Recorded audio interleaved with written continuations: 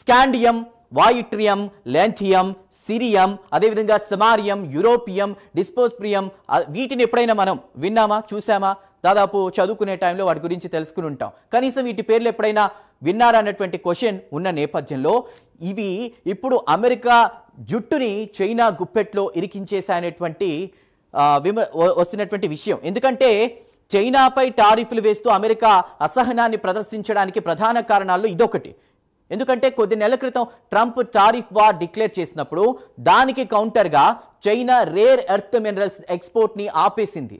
దానివల్ల ఏంటి నష్టం అనుకుంటున్నారా? టారిఫ్లు వేయడం నీ చేతిలో ఉంటే నీ అంతు ఎలా చూడాలో నాకు తెలిసినట్లు రేర్ ఎలిమెంట్స్ ఆపేసింది చైనా. దీంతో అమెరికా 6 నెలలుగా అల్లాడిపోతోంది. ప్రపంచమంతా కూడా ఈ రేర్ ఎర్త్ మెటల్స్ వైపే తిరుగుతోంది. అసలు వాటి గురించి సంబంధించి మనం తెలుసుకుందాం. మరోవైపు పాకిస్తాన్తో ఒప్పందాలు, ఆస్ట్రేలియా రంగంలో దింపడం, ఆఖరికి చైనాతో పోల్చితే పెద్దగా నిల్వలేని భారత్ సహాయం కూడా తీసుకుంటామనే పరిస్థితికి వచ్చింది. సో రేర్ ఎలిమెంట్స్కి ఉన్నటువంటి ప్రత్యేకతలు ఏంటంటే భూమిలో దొరికే ఈ ఖనిజాల పరిమాణం, వాటి ప్రాధాన్యత, ప్రాసెసింగ్ అయ్యేటువంటి ఖర్చుని బట్టి major elements, minor elements, rare elements అని 3 రకాలుగా వీటిని పిలుస్తారు. ఇందులో బొగ్గు, iron, bauxite, gold, mica, quartz ఇలాంటివి వెలికి తీయడం అతిపెద్ద కష్టం కాదు. ప్రాసెస్ చేయడానికి కూడా ఎక్కువ శ్రమ ఉండదు. కానీ రేర్ ఎర్త్ మినరల్స్ అలా కాదు, అవి దొరకడమే కష్టం.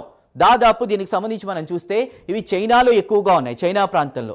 రైట్, మొదట్లో 1990 ఆ టైంలో చూస్తే ఇవి ఫ్రాన్స్లో ఉండేవి. తర్వాత అవి వాటి తరలింపంతా కూడా చైనాకి వెళ్ళిపోయింది. ఎందుకంటే వీటిని గుర్తుపట్టడమే కాదు, దాదాపు వాటిని వెలికి తీయడం అనేది, ప్రాసెసింగ్ అనేది చాలా కష్టం. అది చైనా అగ్రస్థానంలో ఉందని చెప్పుకోవచ్చు. దాదాపు అక్కడ 4 కోట్ల సంబంధించినటువంటి ఈ రేర్ ఎర్త్ మినరల్స్ ఉన్నాయి. తర్వాతి స్థానం మనం చూసుకుంటే గనక అటు ఇండియాలో 60-66 లక్షల వరకు కూడా ఉంది. ఆ తర్వాత మనం చూస్తే గనక ఇటు ఆస్ట్రేలియా, అంటే భారత్ కంటే కూడా ముందు స్థానంలో ఇటు ఆస్ట్రేలియా ఉందని మనం చెప్పుకోవచ్చు.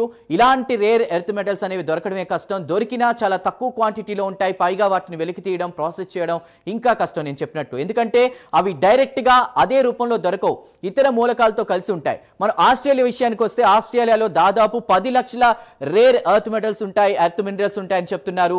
కానీ చైనాలో అన్నిటికంటే కూడా, అన్ని దేశాల కంటే కూడా ఎక్కువగా ఉన్నాయి. వాటి ప్రాసెసింగ్, వాటిని తీయడం కూడా అక్కడ వాళ్ళకి సాధ్యం అవుతుంది, కానీ చాలా దేశాల్లో కష్టం అవుతుంది. కాబట్టి వాటిని ప్రాసెస్ చేయడం చాలా ఖర్చుతో కూడా పని. అంటే క్లిష్టమే కాదు, అతి క్లిష్టమే కాదు, ఖర్చుతో కూడుకున్నటువంటి పని. పైగా ఈ ప్యూరిఫికేషన్ ప్రాసెస్లో గాలి, నీరు పొల్యూట్ అవుతాయి. అణుధార్మిక వ్యర్థాలతో అక్కడి వాతావరణం ప్రమాదకరంగా మారుతుంది. పైగా ఈ ప్రాసెసింగ్కి చాలా అధునాత టెక్నాలజీ అవసరం. అందుకే వాటిని రేర్ ఎర్త్ ఎలిమెంట్స్ అని కూడా అంటారు. అరుదైన లోహాలతో వచ్చే ప్రయోజనం ఏంటి అని ఆలోచిస్తున్నారా? వాటిని ఎక్కడ వాడతారని ఆలోచిస్తున్నారా? అంటే వీటిని మన సాధారణ జీవితంలో ప్రత్యక్షంగా చూడడం, కానీ తెలియకుండానే అనేక రకాలుగా ఉపయోగిస్తాం. ఉపయోగించడానికి తెలియాల్సిన పని లేదు కదా. కానీ అవి లేకుండా మనం బ్రతికేటువంటి పరిస్థితి లేదంటే మీరు నమ్ముతారా? ఒక్క మాటలో చెప్పాలంటే రేర్ మినరల్స్ లేకుండా గ్రీన్ ఎనర్జీ లేదు, ఎస్ మోడర్న్ టెక్నాలజీ లేదు, డిఫెన్స్ పరికరాలు లేవు. ఇప్పుడు మనం డిఫెన్స్లో కూడా వీటిని వాడుతున్నాం. మనం వాడే స్మార్ట్ ఫోన్లు మొదలుకొని కంప్యూటర్లు కూడా లేవు, ఎలక్ట్రిక్ వెహికల్స్ లేవు. ఇవే కాదు, విండ్ టర్బైన్స్, ఫైటర్ జెట్లు, ముఖ్యంగా మనం చూసాం ఫైటర్ జెట్లకు సంబంధించి కూడా అవి అత్యంత కీలకం ఒక దేశానికి. రాకెట్లు, రాడార్లు, ఇలా ప్రతి చోట కూడా రేర్ ఎర్త్ మినరల్స్ ఉండాల్సింది. అంటే చిన్న ఫోన్ నుంచి మొదలుకొని రాడార్లు, రాకెట్లు, వీటికి సంబంధించి ప్రతి చోట కూడా ఈ రేర్ ఎర్త్ మినరల్స్ ఉండాల్సిందే. ఎలక్ట్రిక్ వెహికల్స్ మొదలుకొని ప్రతి చోట ఈ రేర్ ఎర్త్ మినరల్స్ ఉండాల్సిందే. అందుకే ఇప్పుడు అమెరికా గడగడలాడిపోతోంది చైనాని చూసి. ఇంకా స్పెసిఫిక్గా చెప్పాలంటే మనం వాడే హెడ్ ఫోన్స్తో మొదలుపెట్టి ఆప్టికల్ రేజర్స్, న్యూక్లియర్ రియాక్టర్ల వరకు కూడా స్మారియం లేకుండా తయారు చేయలేరు. స్టోరింగ్ డివైస్లు, ఎంఆర్ఐ స్కానర్లు, చాలామంది ట్రీట్మెంట్ సమయంలో స్కానింగ్కి వెళ్తుంటారు. అలాంటి ఎంఆర్ఐ స్కాన్లు, న్యూక్లియర్ రియాక్టర్లు తయారు చేయడానికి కూడా గొడోలియనం అనేది కావాలి. మెర్కురీ ల్యాంపులు, వాటికి సంబంధించి ఎనర్జీ లైట్ బల్బులు, ఎక్స్రేల తయారీలో ప్రతి చోట కూడా ఇలాంటివి కావాలి. టర్బైనియం కావాలి. ఇక విండ్ టర్బైన్లు, ఎలక్ట్రిక్ వాహనాల్లో వాడే మ్యాగ్నెట్ల సామర్థ్యాన్ని పెంచాలంటే కూడా డిస్పోసియం కావాలి. ఇలా ప్రతి ఎలిమెంట్కి ఆధునిక ప్రపంచంలో చాలా కీలకమైన రోల్ ఉంది. అంతెందుకు, Apple, Sony, Samsung, Tesla, Boeing లాంటి పెద్ద కంపెనీలు పనిచేయాలంటే వాటికి రేర్ మెటల్స్ చాలా అవసరం. అంటే అమెరికా కంపెనీలు ఉత్పత్తులు కొనసాగించాలంటే రేర్ ఎలిమెంట్స్ ఖచ్చితంగా కావాల్సిందే. అందుకే చైనా ఎగుమతులు ఆపగానే అమెరికా వెలవెల్లాడిపోతోంది. సో ఇది రేర్ ఎర్త్ మెటల్స్కి మినరల్స్కి సంబంధించి ఇప్పుడు చైనా వీటి ఎక్స్పోర్ట్ ఆపేసింది. మరి ఇవి చైనా దగ్గరే ఉన్నాయా, ఇంకెవరి దగ్గరైనా లేవా అంటే అవును, చైనా దగ్గరే వీటి నిల్వలు ఎక్కువగా ఉన్నాయని మనం చెప్పుకోవాలి. సో చైనాలోనే కాదు మిగతా వాటిల్లో కూడా ఉన్నాయి, మిగతా ప్లేసెస్లో. బట్ చైనాలో చాలా పుష్కలంగా ఉన్నాయి. అమెరికా జియోలాజికల్ సర్వే ప్రకారం చైనా రేర్ ఎర్త్ మైనింగ్ ఉత్పత్తి 2024 సంవత్సరంలో చూసుకుంటే దాదాపు 2,70,000 మెట్రిక్ టన్నులు. ఇది అమెరికా చేసే ఉత్పత్తి కంటే దాదాపు 5 రెట్లు ఎక్కువ. అంటే అమెరికా ప్రొడక్షన్ కేవలం 45,000 మెట్రిక్ టన్నులు మాత్రమే ఉంది. ఇది ఆ దేశ అవసరాలకే ఏ మూలకు రాదు, చైనాపై ఆధారపడాల్సినటువంటి పరిస్థితి ఉంది. ఇటు టారిఫ్లు అంటూ ట్రంప్ మాట్లాడుతుంటే ఎర్త్ మినరల్స్కి సంబంధించి, రేర్ ఎర్త్ మినరల్స్కి సంబంధించి చైనా ఒక రకంగా ఒక అస్త్రాన్ని సంధించిందని మనం చెప్పుకోవాలి. అంటే ప్రపంచంలో ఉత్పత్తి అయ్యే ఈ అరుదైన మూలకాల్లో 70% చైనానే ఉత్పత్తి చేస్తోంది. తర్వాతి స్థానంలో మలేషియా, జపాన్, ఎస్తోనియా ఉన్నా కూడా అక్కడ వీటి ఉత్పత్తి అంతంత మాత్రమే. ముఖ్యంగా నిల్వల గురించి మాట్లాడుకుందాం. చైనాలో ఇందాక నేను చెప్పినట్లు 4,40,00,000 మెట్రిక్ టన్నుల రేర్ ఎలిమెంట్స్ ఉంటే మన దేశంలో అంటే మన భారతదేశంలో కేవలం 69,00,000 మెట్రిక్ టన్నుల నిల్వలు మాత్రమే ఉన్నాయి. కానీ మనం 2024లో ఉత్పత్తి చేసింది కేవలం 2,900 మెట్రిక్ టన్నులు. దీనికి సంబంధించి భారత్ ఇంకా కాన్సన్ట్రేషన్ చేయాల్సిన అవసరం ఉంది. ఇక ఉత్పత్తిలో మనకంటే ముందు స్థానంలో ఇందాక నేను చెప్పే ఆస్ట్రేలియా, థాయిలాండ్ ఉన్నాయి. ఆస్ట్రేలియాలో దాదాపు 10 లక్షల టన్నుల ఈ రేర్ ఎర్త్ మినరల్స్ ఉన్నాయి. కానీ వాళ్ళకు ఒకటే ప్రాసెసింగ్ కష్టం అవుతుంది. నేను ఇందాక చెప్పినట్టు 1990లో ఫ్రాన్స్లో మొదలైనటువంటి ఇది తర్వాత అటు చైనాకి షిఫ్ట్ అయినటువంటి పరిస్థితి. ఇప్పుడిప్పుడే ఇటు ఆస్ట్రేలియా కూడా దీనికి సంబంధించి ఫోకస్ చేస్తుంది. బట్ వాటి వెలికితీత అనేది అతి క్లిష్టంగా, ఖర్చుతో కూడుకున్నటువంటి పని. అతి క్లిష్టమే కాదు, ఖర్చుతో కూడుకున్నటువంటి పని. ఇక ఈ రేర్ ఎర్త్ మినరల్స్ విషయంలో వాటి నిల్వలు ఉండడం ఒక్కటే సరిపోదు. సో ఒక చోట 10 లక్షల ఏదైతే టన్నుల నిల్వ ఉంది, ఒక చోట భారతదేశంలో 60 లక్షలకు పైగా ఉంది, అటు చైనాలో 4 కోట్లు ఉంది. వాళ్ళు దాన్ని సరిగ్గా ఉపయోగించుకుంటున్నారు. అంటే వాళ్ళు ఫస్ట్ నుంచి కూడా రక్షణ వ్యవస్థ లేదా ఇలాంటి వాటి మీద కాన్సన్ట్రేషన్ చేశారు. ఇతర దేశాలు కూడా ప్రస్తుతం దానిపై కాన్సన్ట్రేషన్ చేస్తున్న పరిస్థితి. దానికి కారణం ఇటు అమెరికా సుంకాల బాధుడు. నిల్వలు ఉండడం ఒకటే సరిపోదు కదా, వీటికి సంబంధించి వాటిని వెలికి తీయాలి, ప్రాసెస్ చేయాలంటే ఇందులో చైనాను కొట్టేవాళ్ళు లేదు.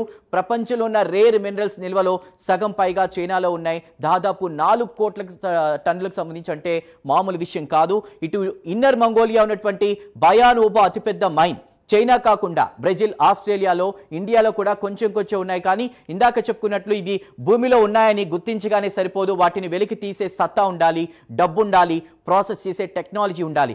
ఆ టెక్నాలజీ కోసమే ఇప్పుడు మిగతా దేశాలు కాన్సన్ట్రేషన్ చేస్తున్నటువంటి పరిస్థితి. డబ్బు లేక కాదు, ఆ ప్రాసెస్ చేసే టెక్నాలజీ అనేది అత్యంత కష్టంతో కూడుకున్నది, ఖరీదైంది కూడా. ఇక రష్యాలో కూడా ఈ మినరల్స్ నిల్వలు ఉన్నాయి. కానీ వాటిని ఎగుమతి చేయదు, తమ అవసరాలకే ఆ దేశం వాడుకుంటుంది. కాబట్టి వాటితో ప్రపంచానికి ఉపయోగమే లేదు. అంటే ఇంతకాలం ప్రపంచానికి ఎక్స్పోర్ట్ చేసిన వాటిలో చైనాదే మేజర్ షేర్. బీజింగ్ ఎన్నో ఏళ్లుగా ఇందులో ఇన్వెస్ట్ చేస్తూ వస్తోంది. ఈ రిస్క్ అంతా మనకెందుకని అమెరికా, యూరప్ దేశాలు ఇంపోర్ట్ చేసుకుంటూ వచ్చాయి. ఇప్పుడు ఆ డిపెండెన్సీనే వాళ్ళని ఇరకాటంలో పడేసినట్లయింది. సో ఇంత కీలకమైన ఉత్పత్తి చైనా చేతిలో ఉంటే దాన్ని ఇంత హీట్ ఎక్కిన వాతావరణంలో కూడా ఎందుకు ఉదారంగా ఇస్తోంది? నువ్వు పన్నులు వేస్తే నేను ఈ మెటల్స్ ఆపేస్తా అనడం సహజం. అమెరికా చైనాపై టారిఫ్లు వేసి ఇరకాటంలో పెట్టి లాభపడాలి అనుకుంది. కానీ చైనా చేతిలో కూడా బార్గెయినింగ్ పవర్ ఉందని మర్చిపోయింది. ఇప్పుడు గింజుకుంటూ డెడ్ లైన్లు పెట్టి దారి తెచ్చుకునే ప్రయత్నాల్లో ఉంది. ఈలోగా ట్రంప్ ప్రత్యామ్నాయాలను వెతుక్కునే ప్రయత్నాలు చేస్తున్నాడు. ఇటు పాకిస్తాన్, ఆస్ట్రేలియాలతో అమెరికా కంపెనీలు ఒప్పందాలు చేసుకున్నాయి. అవసరమైతే భారత సాయం కూడా తీసుకుంటా ఉంటోంది. ఉక్రెయిన్ యుద్ధాన్ని ఆపడం వెనుక కూడా అమెరికా ప్రయోజనాలు ఈ మెటల్స్తోనే ముడిపడి ఉంది. ఇవన్నీ చూసినప్పుడు అమెరికా టారిఫ్లు వేసి తగలేయచ్చు. కానీ ఈ చైనా అమెరికా తలదన్నేలా షాక్ ఇవ్వగల పరిస్థితిలో ఉందని రియలైజ్ అవ్వక తప్పదు. అమెరికా ఒక్కసారి ఆలోచించుకోవాలి. మరి ఇక ఓవరాల్గా మిగతా దేశాలన్నిటి గురించి కూడా మనం మాట్లాడుకున్నాం. మరి మన దేశం సంగతి ఏంటి? రేర్ మెటీరియల్స్ మన దేశానికి అవసరమే కదా.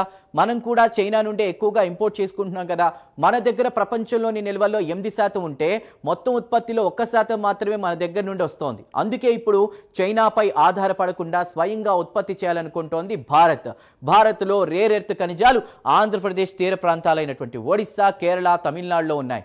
వీటిని బయటకు తీయడానికి కేంద్ర ప్రభుత్వం కొత్త ప్రాజెక్టులను తెరపైకి తెస్తోంది. రైట్, చూసాం కదా, ఇది రేర్ ఎర్త్ మెటీరియల్కి సంబంధించి. సో ఇవాల్టి స్పెషల్ స్టోరీలో ఈ కీలక అంశాలపై మనం డిస్కస్ చేసాం. రేపు మళ్ళీ ఇదే టైంలో దీనికి సంబంధించి మరికొన్ని అంశాలపై మాట్లాడదాం. సో ఇది ఇవాల్టి special story. Keep watching prime nine news.